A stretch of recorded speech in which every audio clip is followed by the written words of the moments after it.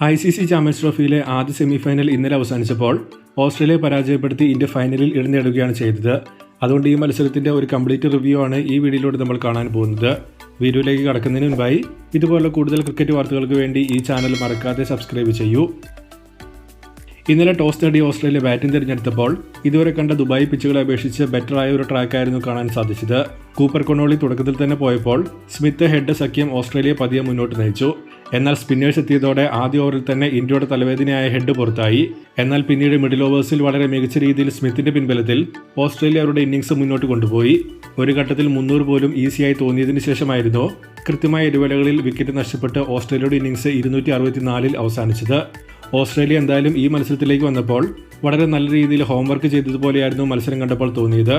കാരണം കഴിഞ്ഞ ദിവസം ന്യൂസിലാൻഡ് ചെയ്ത അബദ്ധം ഓസ്ട്രേലിയ ഇന്നലെ ബാറ്റിംഗിൽ ചെയ്യുന്നതായി കണ്ടില്ല. വരുന്ന ബാറ്റേഴ്സ് ആരും ഒരു എൻഡിൽ സ്റ്റക്ക് ആകുന്നില്ല എന്ന പ്ലാൻ ഇന്നലെ അവർ വളരെ കൃത്യമായി നടപ്പിലാക്കിയിരുന്നു. വന്നവരെല്ലാം തന്നെ ഇന്ത്യൻ സ്പിന്നേഴ്സിനെ അറ്റാക്ക് ചെയ്യാനാണ് ശ്രമിച്ചത്.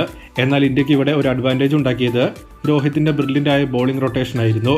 കഴിഞ്ഞ മത്സരത്തിൽ ലോങ് സ്പെല്ലുകൾ 2 സ്പിന്നേഴ്സിനെ കൊണ്ട് എറിയിച്ച രോഹിത് ഇന്നലെ ഓസ്ട്രേലിയ ഡിഫറൻ്റ് ആയി കളിക്കുന്നുവെന്ന് മനസ്സിലാക്കി ബൗളേഴ്സിനെ റൊട്ടേറ്റ് ചെയ്ത് ഷോർട്ട് സ്പെല്ലുകൾ എറിയിക്കാനാണ് ശ്രമിച്ചത്. കൂടാതെ ഏതെങ്കിലും ഒരു സ്പിന്നറെ ഓസ്ട്രേലിയ അറ്റാക്ക് ചെയ്യാൻ ശ്രമിച്ചാൽ ഉടൻ തന്നെ സ്പിൻ മാറ്റി പേസ് കൊണ്ടുവരാനും രോഹിത് നോക്കുന്നുണ്ടായിരുന്നു. ഇതുവഴി കൃത്യമായ ഗ്യാപ്പിൽ വിക്കറ്റ് വീഴുന്നതുകൊണ്ട് ഒരു ലോങ് പാർട്ണർഷിപ്പ് ബിൽഡ് ചെയ്യാൻ ഓസ്ട്രേലിയക്ക് സാധിച്ചില്ല. പാർട്ണർഷിപ്പ് ബിൽഡ് ചെയ്യുക, അത് തകരുക, പിന്നെയും ബിൽഡ് ചെയ്യുക, തകരുക എന്ന പാറ്റേൺ ആയിരുന്നു അവരുടെ ഇന്നിംഗ്സിൽ ഉടനീളം കണ്ടത്. ബിൽഡ് ആൻഡ് ബ്ലാസ്റ്റ് എന്ന ഗെയിം പ്ലാൻ ഓസ്ട്രേലിയക്ക് നടത്താൻ പറ്റിയതേയില്ല.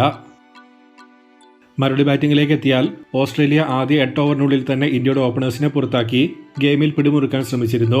എന്നാൽ കോഹ്ലി ശ്രേയസ് സഖ്യം ഇന്ത്യക്ക് മികച്ച അടിത്തറപ്പാക്കി ഓസ്ട്രേലിയ ഒരു പരിധിവരെ മത്സരത്തിൽ നിന്നും പുറത്തേക്ക് കൊണ്ടുപോയി. ശ്രേയസ്, അക്ഷർ, രാഹുൽ എന്നിവരെല്ലാം കോഹ്ലിക്ക് മികച്ച പിന്തുണ ഇന്നലെ നൽകി.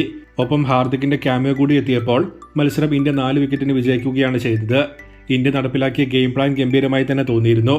ഒരെൻഡ് കോഹ്ലി ഹോൾഡ് ചെയ്ത് റിസ്ക് എടുക്കാതെ കളിച്ചുകൊണ്ടിരുന്നപ്പോൾ വരുന്നവരെല്ലാം കോഹ്ലിക്ക് ചുറ്റും നിന്ന് അറ്റാക്ക് ചെയ്ത് സ്കോർ ഉയർത്താനായിരുന്നു ശ്രമിച്ചത്.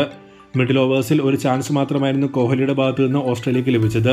അത് മാക്സ്വെൽ മിസ് ചെയ്തപ്പോൾ ഗെയിം തന്നെ അവർക്ക് കോസ്റ്റ് ചെയ്തതുപോലെയാണ് തോന്നിയത്. കോഹ്ലി അവസാനം വരെ നിന്ന് ഒരു സെഞ്ചുറി അടിക്കുകയായിരുന്നു വേണ്ടിയിരുന്നത്.